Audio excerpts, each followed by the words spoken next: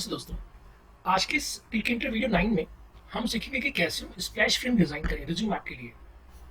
हम चाहेंगे कि जैसे हम अपने रिज्यूम ऐप को रन करें तो एक स्प्लैश विंडो आ जाए जो कि स्पेसिफिक टाइम के लिए चले और साथ साथ प्रोग्रेस बार भी शो हो। तो कैसे से डिजाइन करना है वो हमें सीखना होगा। पहले मैं इसे रन करके दिखाना चाहूंगा। तो ये मेरी रिज्यूम ऐप है, इसको मैं रन करता हूँ। अब जैसे मैं रन किया तो पहले स्प्लैश स्क्रीन आ गई जिसमें कि आप देख सकते हैं जानकारी शो हो रही है। अभी एप्लीकेशन ओपन हो गई।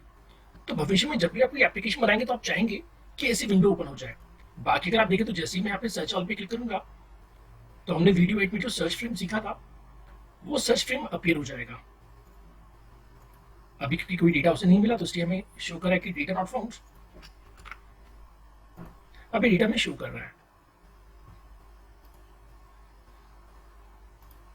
तो हमें डिस्कशन करना है कि कैसे हमने इसकी कोडिंग की। तो सबसे पहले तो हम आ जाए रिज्यूम ऐप पे।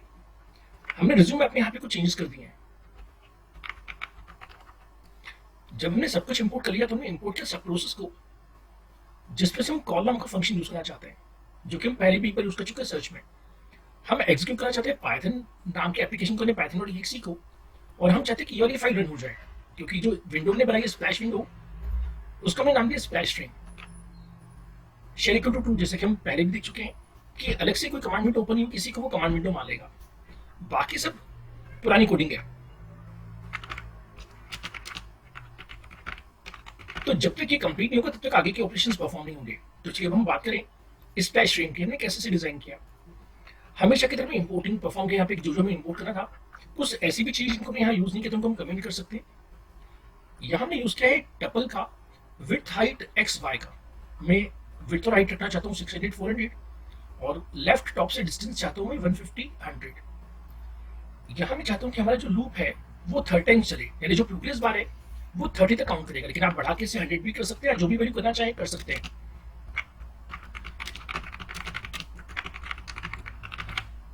हमेशा की तरह हमने एक ऑब्जेक्ट बनाते हैं टीके क्लास का जिसका मैंने नाम दिया विन, टाइटल सेट कर दिया, ज्योमेट्री सेट कर दी। हम चाहते हैं कि नो रिसाइज हो पाए। तो अगर आप चाहते हैं कि रिसाइज ना हो पाए तो 0 दे दीजिए। अब हमने एक वैल्यू बनाया है जिसे लिंक करना चाहेंगे प्रोग्रेस बार के साथ, क्योंकि प्रोग्रेस बार को हमें आगे बढ़ाना है तो किसी न किसी वेरिएबल से लिंक करना पड़ेगा। तो हमने उसका नाम दिया प्रोग्रेस। अब हम यहाँ पे एक फंक्शन बनाया है, function to update progress bar. अब हम इसकी कोडिंग को बाद में डिस्कस करेंगे। पहले हम डिस्कस कर लेते हैं डिजाइन को, लेआउट डिजाइन।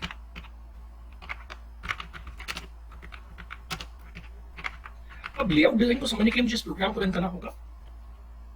यहां हमने 2 फ्रेम बनाए हैं।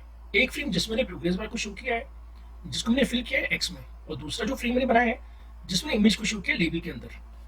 तो देखिए मैंने कैसे कोडिंग की। हमने सिस्टम से कहा कि सिस्टम में फ्रेम 1 चाहिए फॉर प्रोग्रेस बार, तो हम इसे फिल कहा एक्स, तो एक्स एक्सेस फिल हो गया। अब हमारे थीम टीके में एक क्लास है जिसका नाम है progress bar class. Create a progress bar. अब प्रोग्रेस बार हमें लेंथ नहीं पड़ती तो मैंने लेंथ दे दी 100। किस वेरिएबल से लिंक करें तो लिंक करना चाहते हैं प्रोग्रेस नाम के वेरिएबल से। साथ साथ आप इसकी ओरिएंटेशन क्या चाहते हैं, जैसा कि हम सभी जानते हैं कि कंट्रीब्यूशन पे हम स्लैश लगा के नेक्स्ट लाइन में लिख सकते हैं। तो मैं चाहता हूं कि हॉरिजॉन्टल शो हो। अब यहाँ पे 2 मोड हैं। अगर आप चाहते हैं कि 0 से लेकर 100 तक जाए तो डिटरमिनेंट, लेकिन अगर आप चाहते हैं कि वो इनडिटरमिनेंट फॉर्म में चलता रहे तो आप इंडिटरमिनेंट कर सकते हो। जैसे मैं इसे रन करके दिखाना चाहूंगा तो अभी कुछ ऐसा से प्रोग्रेस करेगा, यहाँ से यहाँ तक जाएगा और फिर ऐसे वापस आ जाएगा। हालांकि मैंने लेंथ 100 सेट की है तो उसे 100 तक जाना पड़ेगा। तो अगर हम कम सेट करते तो उस केस में होवर करता तो वापस हम यहाँ पे डिटरमिनेट कर देते हैं। हम चाहते हैं कि जो प्रोग्रेस बार है वो पूरे स्पेस को फिल कर दे। अगर आपने देखा तो पूरा प्रोग्रेस बार बड़ा आ रहा था। अब हम एक फ्रेम 2 बनाना चाहेंगे टू डिस्प्ले लोगो या स्प्लैश इमेज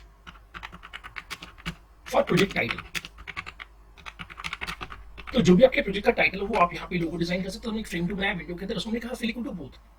तो जितना भी स्पेस है वो फिल हो जाएगा और एक्सपांड हो जाएगा, वो यानी पूरा स्पेस कंज्यूम करेगा।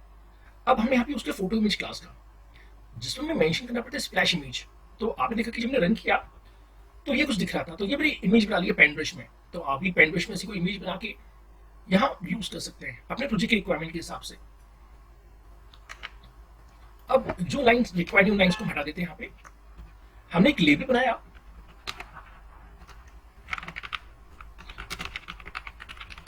जिसमें हम इमेज को डिस्प्ले करना चाहेंगे, तो वैसे हम टेक्स्ट प्रॉपर्टी लिखते थे, अब हमने इमेज प्रॉपर्टी लिखा है, फिर इक्वल टू बूथ। अब ये सबसे इंपॉर्टेंट पार्ट है।